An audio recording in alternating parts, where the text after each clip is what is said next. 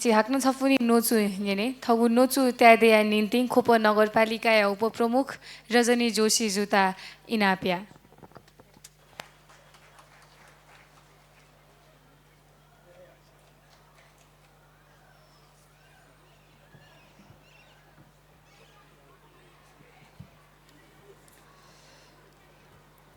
दबली चोनादीमा P न्याकगो Nepal भाषा तमुजया थौया नकी मैजु तमुजया मु पहा हने बहम नारायणमान बिजुक छे भाजु थन छायादिपि हने बहपि पहापि नाप नाप थो तमुजा झझा ढाका दित छायादिपि सकले अतिथि जुपि व नगरवासी दाजुगिजा तथा केपि सकिस्तन जोजलपा अभिवादन देचा जी थयु नोचु नेपाली भाषा तेत कुटा हैन छादास उख्न तिनी नगरपालिका छौ समूह चाम सदस्य जो छौ समूह चाहिँ जीव भक्तपुर नगरपालिका खोपर नगरपालिका नाप भगिनी सम्बन्ध दु था सान्नान तिब्बतीय सान्नान सहरे जी भ्रमण बनाउ ख उकी बारे जी सुख छिकपिनी न्यने तेत कुताय नाचुना उकी जिथो ठुकै त जी नेपाली भाषा तेतना भक्तपुर नगरपालिकाको भगिनी सहर जनवादी गणतन्त्र चीनको स्वशासित क्षेत्र सिचाङ तिब्बतको सान्नान भगिनी सम्बन्ध नवीकरण र खोप अस्पतालको लागि प्रदान गरिने स्वास्थ्य उपकरण सामग्री हस्तान्तरण र सन्नानको प्रख्यात यालोङ सांस्कृतिक महोत्सव उद्घाटन कार्यक्रममा सहभागी हुन यही सेप्टेम्बर 19 देखि 24 मिति 2082 असोज 3 गतेदेखि 8 गतेसम्म सन्नान र ल्हासा सहर भ्रमण सम्बन्धी संक्षिप्त जानकारी यहाँ राख्न गइरहेकी छु। काठमाडौँको एयरपोर्टबाट मिति 2082 असोज 3 गते बिहान 9 बजे ल्हासाको एयरपोर्टको लागि हिमालयन एयरलाइन्सको हवाईजहाजबाट 1 घण्टा 15 मिनेटको उडानपछि ल्हासाको समय अनुसार दिनको 12:30 बजेदेखि सुरु भएको सान्नान भ्रमण मिति 2082 असोज 8 गते साँझ 7 बजे काठमाडौँको हवाई एयरपोर्टमा ल्हासाबाट उडेको हिमालयन एयरलाइन्स अवतरणपछि समाप्त भएको कुरा यहाँ जानकारी राख्न चाहे।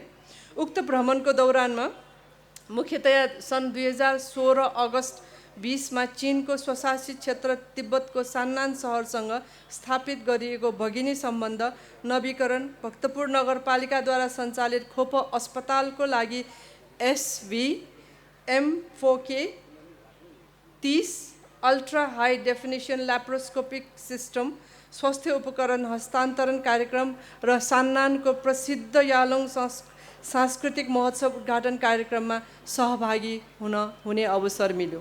समारोहमा सम्बोधन गर्दै सान्नान नगरपालिकाका उपप्रमुख वेईले सिचाङ स्वायत्त क्षेत्र स्थापना भएको 60औं वर्ष गाँठ र यालोङ सांस्कृतिक तथा पर्यटन महोत्सवको अवसरमा दुई नगरपालिका बीच भगिनी सम्झौतामा हस्ताक्षर गर्न पाउनु खुसीको कुरा भएको बताउनुभयो। चीन र नेपाल इतिहास कालदेखि नै असल छिमेकी असल साथी र असल साझेदार रहेको चर्चा गर्दै उहाँले महोत्सवमा भक्तपुरको सहभागिताले अन्तर्राष्ट्रिय स्वरूप प्रदान गरेको र आपसी बुझाइ मित्रता र विश्वासलाई प्रगाढ बनाउने दुर्लभ अवसर प्राप्त भएको बताउनुभयो। उहाँले चिनिया राष्ट्रपति सी जिनपिङको भनाइ उद्धृत गर्दै भन्नुभयो, विगत 70 वर्षमा अन्तर्राष्ट्रिय र क्षेत्रीय राजनीतिमा जस्तोसुकै परिवर्तन आए पनि चीन र नेपाल बीचको सम्बन्ध सधैँ आपसी समान व्यवहार र पारस्परिक सहयोगमा अडिग रहेको छ। उपप्रमुख वेईले भन्नुभयो, सान्नान तिब्बती सभ्यताको उद्गम स्थल हो। सान्नान सहर लामो इतिहास र समृद्ध संस्कृतिले भरिपूर्ण छ।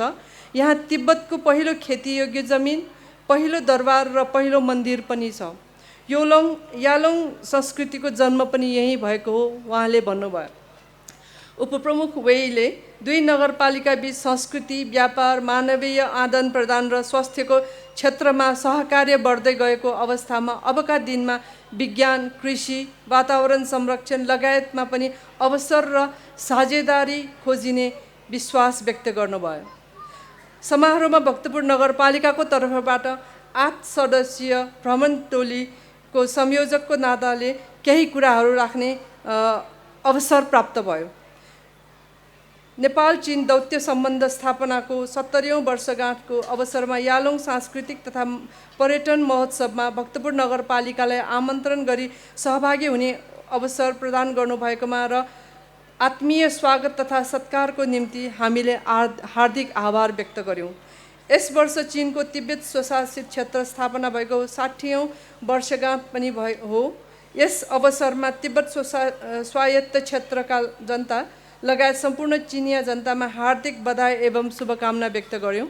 नेपाल, तिब्बत र चीन बीच परापूर्व कालदेखि नै राजकीय र जनस्तरमा धार्मिक, सांस्कृतिक, राजनीतिक र व्यापारिक सम्बन्ध रहिआएको नेपालको काठमाडौँ उपत्यकाको उत्पत्ति र सभ्यता विकासमा तिब्बतका महामञ्जुश्रीको योगदान, 6औं शताब्दीमा तिब्बती राजा स्रङचङ गम्पोसँग नेपाली चेली भृकुटीको विवाह, 13औं शताब्दीमा महान नेपाली कलाकार अर्नीको यानि आनेक भन्दो रहेछ उताको नेतृत्वमा तिब्बत र चीन पुगेका 80 जना शिल्पकारहरूको टोलीले तिब्बत र पेइचिङमा निर्माण गरेका कलाकृति लगायत दुई देश बीचको सम्बन्ध विस्तारको बहुआयाम प्रस्तुत गरिएको बारे चिनिया भूमि तिब्बतमा नेपालको महावाणिज्य दूतावास स्थापना भएको लामो इतिहासले दुई देश बीचको व्यापार र सांस्कृतिक आदान प्रदान अहिले मात्र नभई प्राचीन कालदेखि नै भएको प्रष्ट भएको हो। दुई छिमेकी मित्र देशहरूको सम्बन्ध इतिहास जतिकै पुरानो भए पनि सरकारी स्तरमा भने सन् 1955मा नेपाल चीन दौत्य सम्बन्ध स्थापना भएको थियो। नेपाल र नेपाली जनता सुरुदेखि नै एक चीन नीतिलाई दृढतापूर्वक समर्थन गर्दै आएको स्मरण गरायौँ। मित्र देश चीनले नेपालको सडक, पूर्वाधार विकास, उद्योग धन्दा स्थापना लगायत विकासका सहयात्रा गरिरहेको हजारौंको सङ्ख्यामा नेपाली विद्यार्थीहरू चिनिया विश्वविद्यालयहरूमा चिकित्सा शिक्षा, इन्जिनियरिङ, साहित्य जस्ता विषयहरूमा उच्च शिक्षा हासिल गर्ने अवसर पाइरहेका छन्। यसका लागि नेपाली जनताको तर्फबाट चिनिया सरकारलाई हार्दिक धन्यवाद ज्ञापन पनि गर्यौँ। नेपाल मजदुर किसान पार्टीको नेतृत्वमा नेपालका वरिष्ठ राजनीतिज्ञ कमरेड नारायणमान बिजुक छेरोयज्यूले आजभन्दा 2 दशक अगाडि भक्तपुरको भविष्यको कल्पना गर्नुहुँदै 100 वर्षपछिको भक्तपुर नामको पुस्तक प्रकाशन गर्नुभयो। यही पुस्तक अनुसार नै भक्तपुरलाई ज्ञान विज्ञानको केन्द्र, पर्यटकीय गन्तव्य स्थल, सांस्कृतिक नगर बनाउने बाटोमा भक्तपुर नगरपालिका अग्रसर रहेको पनि उहाँहरूलाई स्मरण गरायौँ। भक्तपुर नगरपालिका र तिब्बत स्वशासित क्षेत्रको सान्नान नगर बीच सन् 2016 अगस्त 14मा भगिनी सम्बन्ध स्थापित भएको थियो। दुई पालिका बीच सांस्कृतिक, आर्थिक, शैक्षिक, पर्यटन लगायत विषयमा सहयोग आदान प्रदान गर्ने सहमतिको उद्देश्य रहेको र भूकम्प र कोरोना प्रकोप जस्ता सङ्कटको बेलामा पनि सहयोगको आदान प्रदान भएको कुराहरू हामी उहाँ समक्ष राख्यौँ। दुई सहरहरू बीच भगिनी सम्बन्ध नवीकरणको साथै भक्तपुर नगरपालिका र सान्नान नगरपालिकाको मित्रताको प्रतीकको रूपमा स्वास्थ्य उपकरणले बढीभन्दा बढी नेपाली जनताको सेवा हुने विश्वासका साथ यस्तै स्वास्थ्य क्षेत्रमा दुई नगरपालिका बीच मानवीय संसाधनको आदान प्रदान हुनेमा पनि हामीले विश्वास व्यक्त गर्यौँ। नेपाल र जनवादी गणतन्त्र चीनका नगरपालिकाहरू बीचको भगिनी सहर सम्बन्धले दुई देश बीचको कूटनीतिक सम्बन्धसँगै जनस्तरको सम्बन्धलाई पनि सुदृढ गर्ने विश्वास पनि लिएका थियौँ। पूर्वाधार विकासको अतिरिक्त सांस्कृतिक तथा शैक्षिक सहकार्यमा पनि समान ध्यान दिनु आवश्यक छ। दुई देशमा भाषाहरूको शिक्षण, साहित्यहरूको अनुवाद तथा हाम्रा ऐतिहासिक सम्बन्ध तथा आदान प्रदानहरूबारे शैक्षिक अनुसन्धान जस्ता पहलहरूले हाम्रा नगरपालिका र जनताहरू बीच समझदारीलाई अझ गहिरो बनाउने व्यक्त गर्यौँ। यस्ता आदान प्रदानहरूले हामी दुई सहरहरू बीचको सम्बन्धलाई नेपाल चीन बीचको सम्बन्धमा उदाहरणीय बनाउने र जनताको हितमा केन्द्रित हाम्रो सम्बन्ध अनन्तकालसम्म रहने कुरामा हामी विश्वस्त भएको कुरा त्यहाँ हामीले राख्यौँ। यस प्रकारले 2082 असोज 4 गते भगिनी सम्बन्ध नवीकरण, स्वास्थ्य सामग्री हस्तान्तरण र महोत्सव उद्घाटन कार्यक्रम।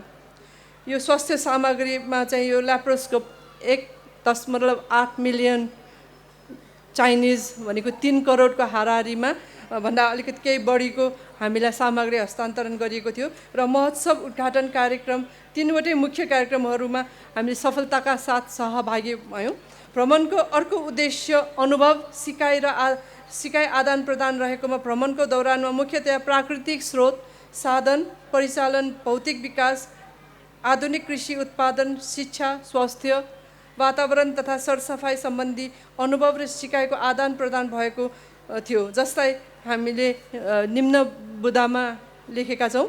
प्राकृतिक स्रोत र साधन परिचालनमा तिब्बत र तिब्बतका सहरहरू औसतमा समुद्री सतहभन्दा 3500 मिटर भन्दा माथि अवस्थित छ। ब्रह्मपुत्र नदी, यालोङ नदी को उद्गम स्थलमा रहेको तिब्बत र ब्रह्मपुत्र नदी बग्ने नदी किनारहरूमा खेतीयोग्य जमिन र पत्थरहरूले घेरिएको सन्नान सहर, विभिन्न खनिज साधनहरू पर्याप्त मात्रामा पाउने स्थान हो। सफा मौसम र पारिलो घाम लाग्ने ठाउँ भएकोले सौर्य ऊर्जा उत्पादन, ब्रह्मपुत्र नदीबाट सिँचाइ र जलविद्युत उत्पादन, सिमेन्ट उद्योगको विकास र अन्य खनिजजन्य उद्योगको विकास, सान्नान सहरको प्राकृतिक स्रोत र साधनको परिचालनबाट सिक्न सकिने महत्त्वपूर्ण कुराहरू रहेको हामीले महसुस गर्यौँ। भौतिक विकासमा अन्तर्गत कुनै पनि स्थानको आर्थिक, सामाजिक र सांस्कृतिक विकासको आधारको रूपमा भौतिक विकासलाई लिइन्छ। केही दशक अगाडिसम्म भौतिक विकासमा धेरै पछाडि परेको तिब्बत र सान्नान सहर अहिले सडक यातायात, हवाई यातायात, रेलवे यातायात लगायत पूर्वाधार विकासमा आमूल परिवर्तन भई आधुनिक विकासको नमुना प्रस्तुत गर्ने सक्षम भएको छ। अस्पताल भवन, विद्यालय भवन, आवासीय भवन, व्यावसायिक भवन, औद्योगिक भवन लगायत विभिन्न संरचनाहरू, गगनचुम्बी भवनहरूको निर्माणले तिब्बत र ल्हासालाई आधुनिक सहरको रूपमा स्थापित गरेको छ। पुल, नहर, उद्यान, ट्राफिक आइल्यान्ड, बाँध आदि निर्माणहरूले भौतिक विकासमा तिब्बत र सान्नान सहर धेरै अगाडि बढिसकेको हामीलाई महसुस भएको थियो।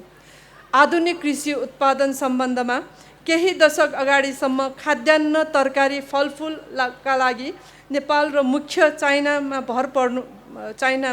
भर पर्नु पर्ने तिब्बत र सान्नान सहर तरकारी, फलफुल, कुखुरा पालन र पशुजन्य उत्पादन निर्यात गर्न सक्ने क्षमतामा पुगिसकेको छ। भ्रमणको दौरानमा होचो स्याउ खेती, ग्रिन हाउस तरकारी खेती, अङ्गुर खेती अवलोकन भ्रमण गर्ने अवसर मिल्यो। भ्रमणको क्रममा समुद्री सतहबाट 3750 मिटर उचाइमा अवस्थित स्याउ बगानबाट लाखौँ किलो स्याउ मुख्य चीनको सहरहरूमा र केही स्याउहरू नेपालमा समेत निर्यात हुने जानकारी पायौँ। त्यस्तै अङ्गुरबाट बन्ने वाइन र हरित गृहबाट उत्पादित गोलबेडा, काँक्रो, खरबुजा र विभिन्न साग सब्जीहरू चीनभरि निर्यात हुने र कुखुरा पालन उद्योगबाट उत्पादन हुने अन्डा नेपालको तुलनामा लगभग आधा मूल्यमा तिब्बतमा मुख्य चीनका भूभागमा बिक्री वितरण भइरहेको पनि हामीले जानकारी पाएका थियौँ। यसरी हाल सन्नान तिब्बतले कृषि क्षेत्रमा आधुनिक विधि, प्रक्रिया र यन्त्र उपकरणको प्रयोग गर्दै आत्मनिर्भर मात्र नभई निर्यात गर्न योग्य समेत भइसकेको जानकारी हामीले प्राप्त गर्यौँ। जुन चिनिया सरकार र उत्पादन कम्पनीहरूको सहलगानीमा सञ्चालन भइरहेको छ, यो नेपाल र नेपालका विभिन्न सहरहरूले समेत अनुसरण गर्न सकिने देखिन्छ। शिक्षा सम्बन्धमा तिब्बत र सन्नानमा शिशु स्याहारदेखि कक्षा 12सम्म निःशुल्क अनिवार्य शिक्षाको व्यवस्था भएको पाइन्छ। तिब्बतका विद्यार्थीहरूलाई अध्ययनको क्रममा जीविकोपार्जनको लागि आवश्यक खाना, बास, पोसाकको समेत सरकारले व्यवस्था गरेको छ। साथै प्रत्येक महिना प्रत्येक विद्यार्थीको लागि चिनिया युआन 450 खर्च समेत दिने गरेको बुझिएको छ। शिक्षा प्रणालीमा प्रत्येक कक्षामा देशको इतिहास, राजनीति र समसामयिक विषयमा कक्षा सञ्चालन हुने र प्रत्येक दिन साँझको 7:30 बजेको समाचार सबै विद्यार्थी र शिक्षकहरूले अनिवार्य रूपमा हेर्नुपर्ने व्यवस्था मिलाइएको छ। कक्षा कोठाहरूमा आधुनिक स्मार्ट बोर्ड युक्त र प्रत्येक विद्यार्थीहरूको छुट्टा छुट्टै ल्यापटप र वा ट्याब्लेट व्यवस्था भएको र विद्यार्थीहरूले होमवर्क र क्लासवर्क विद्यालयमा नै गर्ने, पुस्तक कापी र कलम आवास वा घरमा लिएर जान नपर्ने व्यवस्था गरेको पाइन्छ। स्वास्थ्य सम्बन्धमा तिब्बत र सान्नानमा स्वास्थ्य बिमासँग जोडिएको पाइन्छ र स्वास्थ्य सेवा सहज पहुँच र सस्तो रूपमा उपलब्ध गराउँदै आएको देखिन्छ। भ्रमणको समयमा सान्नान पिपुल्स हस्पिटलको अवलोकन भ्रमण गर्ने अवसर मिल्यो। भ्रमणको क्रममा उक्त अस्पताल 600 शय्याको भएको अस्पतालमा CT scan, MRI, cardio machine लगायतका स्वास्थ्य उपकरण र बिरामी नाम दर्ता र अस्पतालबाट प्रदान गर्ने सेवा सुविधाको जानकारी एआई मार्फत सेवाग्राही आफैले प्रयोग गर्न मिल्ने गरी व्यवस्था मिलाएको थियो, जसले गर्दा अस्पतालमा भिडभाड भएको देखिन्न। साथै चीनमा कम विकसित प्रान्त र सहरहरूलाई विकसित प्रान्त र सहरहरूले सहयोग गर्ने प्रचलन अनुसार शिक्षा, स्वास्थ्य, पूर्वाधार निर्माण, कृषि लगायत विभिन्न क्षेत्रमा चीनका विभिन्न प्रान्त र सहरहरूले भौतिक, आर्थिक र जनशक्ति सहयोग गर्दै आएको जानकारी प्राप्त गर्यौँ। यसै क्रममा अस्पताल व्यवस्थापनको लागि चीनको ओयु सहरले सहयोग गर्दै आएको जानकारी दिइएको छ। यस्तो किसिमको सहयोग हामीले पनि प्राप्त गर्न सकेको खण्डमा सायद हामी आजभन्दा धेरै अगाडि पुग्न सक्थ्यौँ। वातावरण तथा सरसफाइ सम्बन्धमा तिब्बतलाई संसारको छानाको रूपमा लिइन्छ। समुद्री सतहभन्दा 3500 मिटरभन्दा माथि अवस्थित तिब्बतका भूभागहरू वातावरणीय हिसाबले अत्यन्तै स्वच्छ र सफा देखिन्छ। तर समुद्री सतहभन्दा धेरै माथि अवस्थित भएकोले हावा पातलो छ र वर्षको 6 महिना धेरै चिसो भई हिउँ पर्ने भएकोले सबै वनस्पति, रुख, बिरुवा, झारपात मर्ने गर्दछ। बिस्तारै न्यानो सुरु भएपछि फेरि रुख बिरुवा पलाउने र खेतीपाती सुरु हुन्छ। यस्तो प्राकृतिक रूपले चुनौतीपूर्ण ठाउँमा पनि भ्रमणको दौरानमा सबै खोला, नदी वरपर विभिन्न जातका रुख बिरुवा रोपिएको र हुर्किएको हामीले पायौँ। सडकको छेउ र बिचमा रुख बिरुवा र फुलहरू फुलाएको नाङ्गो पत्थर क्षेत्रको डाँडाकाँडामा सिँचाइको व्यवस्था सहित रुख बिरुवाहरू हुर्काउन थालिएको, यसर्थ इमान्दारितापूर्वक मेहनत गर्नेको पनि प्रतिकूल वातावरणमा समेत अनुकूल विकास गर्न सकिन्छ भन्ने सिकाइ तिब्बत र सान्नान भ्रमणबाट प्राप्त भएको छ। पर्यटन सम्बन्धमा तिब्बत र सान्नान सहरको आर्थिक र सामाजिक विकासमा महत्त्वपूर्ण भूमिका खेल्ने क्षेत्रमध्ये पर्यटन पनि एक हो। विश्व सम्पदामा सूचीकृत पोताला दरबार, राष्ट्रिय स्तरका धेरै सम्पदाहरू, प्राकृतिक सुन्दरता, सांस्कृतिक विविधता र मौलिक तिब्बती जीवनशैली तिब्बत र सान्नानको पर्यटनको आधारहरू हुन्। प्रत्येक वर्ष भ्रमण गर्ने 50औं लाख आन्तरिक र बाह्य पर्यटकहरूले तिब्बत र सान्नानलाई पर्यटकीय गन्तव्यको रूपमा विकास गरेको हामीले पायौँ। पर्यटन सम्बद्ध होटल, रेस्टुरेन्ट र ट्राभल एजेन्सीहरू मुख्यतया निजी क्षेत्रबाट सञ्चालित छन् भने केही होटलहरू सरकारी लगानीमा पनि सञ्चालन भएको हामीले पायौँ। भक्तपुरमा जस्तै सान्नानमा नगरपालिकाले पर्यटकहरूबाट सिधै आम्दानी गरेको भने पाइँदैन, तर स्थानीय नगरपालिकाहरूको आर्थिक स्तर उकास्न, पर्यटन उद्योगको विकासको लागि स्थानीय नागरिकहरूको आर्थिक स्तर उकास्न, पर्यटन उद्योगको विकासको लागि नगरपालिकाको पूर्वाधार निर्माण, सम्पदा संरक्षण र विभिन्न सेवा प्रवाहमा प्रभावकारी भूमिका खेलेको पाइन्छ। नेतृत्व तहदेखि नै इमान्दारितापूर्वक देश र जनताको सेवा गर्ने भावनासहित कडा मेहनत गर्ने, सन्तुलित विकासको लागि विकसित सहर र शिक्षित नागरिकहरूले कम विकसित सहरमा गएर र आर्थिक सहयोग गरेर विकास गर्ने सरकार र समाजप्रति जिम्मेवार र उत्तरदायी बनाउने, प्रत्येक पुस्तालाई देशभक्त र इमान्दार बनाउन विद्यालय तहदेखि नै आर्थिक, सामाजिक, नैतिक र राजनैतिक शिक्षा प्रदान गर्ने प्रत्येक विद्यार्थी र शिक्षकहरूले दैनिक समाचार सुन्न र हेर्न पर्ने व्यवस्था मिलाउँदा सबै नागरिकहरू देश र जनताप्रति अझ थप जिम्मेवार हुँदै आर्थिक र सामाजिक विकास हुँदा स्थानीय चिनिया भनाइ अनुसार पहिले प्रत्येक चिनियाको खल्तीमा पैसा छ र अहिले प्रत्येक चिनियाको खल्तीमा पैसा छ र मुहारमा हाँसो छ भन्ने उहाँहरूको भनाइरहेको छ। तसर्थ सान्नानका अधिकांश उद्योग कृषि र व्यापारमा सरकार र निजी क्षेत्रको संयुक्त लगानी भएको पाइन्छ। यसले उत्पादनमूलक क्षेत्रलाई पूर्ण रूपमा स्वतन्त्र नछोडी सरकारले लगानी गरी आवश्यकता अनुसार परिचालन र सहयोग गरेको हामीले पायौँ। यसरी उत्पादनका स्रोत र साधनलाई राज्य र समाजको स्वामित्वमा ल्याउने समाजवादी अर्थव्यवस्थालाई लागू गर्ने प्रारम्भिक चरण सुरुवात भएको हामीले महसुस गर्यौँ। यसलाई नेपाल सरकार र सबै नेपालीहरूले पनि अनुसरण गर्न सके प्राकृतिक रूपमा वरदान प्राप्त नेपाललाई छोटो समयमै आमूल परिवर्तन गरी गोरेटोमा विकासको गोरेटोमा तीव्र रूपमा अगाडि बढाउन सकिने भन्नेमा दुईमत नभएको हामीले महसुस गर्यौँ। हस्, आजलाई यति नै भन्छु। धन्यवाद। योको सुबह रजनी